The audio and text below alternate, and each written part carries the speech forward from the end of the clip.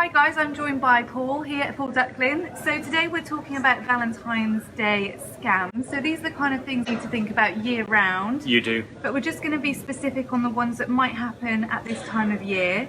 First thing is very Valentine's Day specific, and that is naughty pics. So Duck, what is your advice? Well, obviously, I am the world expert on saucy pics. The point is that at this time of year, you might be more inclined than usual to share naughty pics and emails and information with your partner or that special person. And what you need to remember is once you've let it out, you kind of can't get it back. Don't forget that.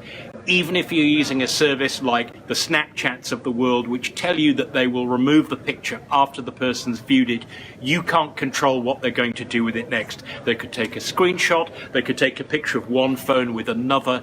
In exactly the same way, people go on Twitter, they say, I'm going to protect my tweets, so only my followers can see them.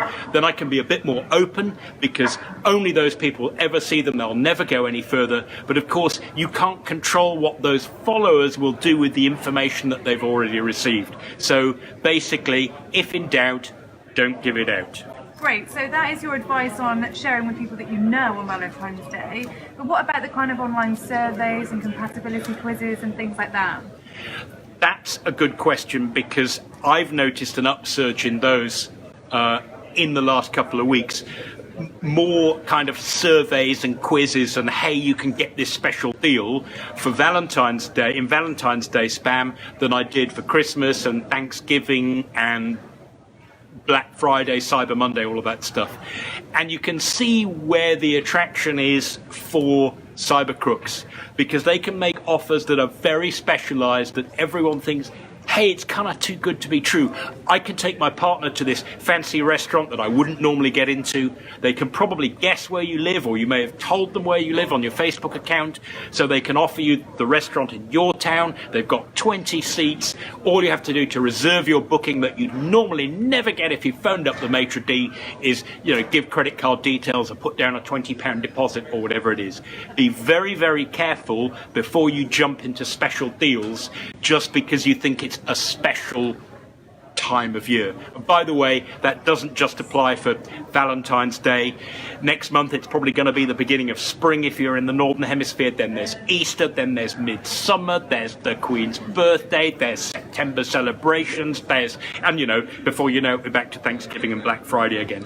So just be careful for those special offers that seem to come at the right time. For a crook, it really isn't that hard to figure that the 14th of February is Valentine's Day. Everybody knows that, so the crooks are out to exploit your interest in it. Perfect. So hi to Teresa and Richard. And also, what kind of advice would you just give on kind of being extra nice on Valentine's Day and just continuing to be mindful?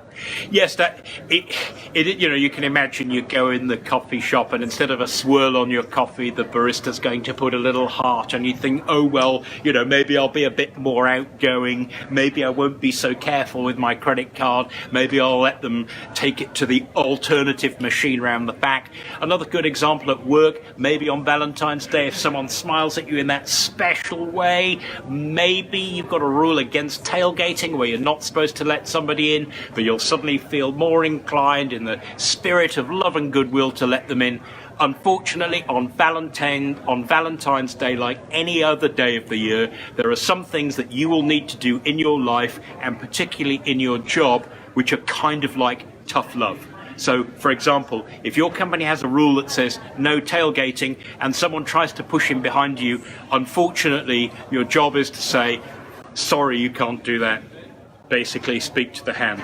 So don't be afraid to give the tough love where you're supposed to, where you need to, when it's in your interest to do so, and don't let the fact that it's Valentine's Day make you feel softer than usual. Sounds a bit harsh, but hopefully you know what I mean by that. Perfect, thank you for your tips, Duck. And if you do have any questions after the video that you want us to answer for you, specifically around Valentine's Day, then do just comment below and we will answer them.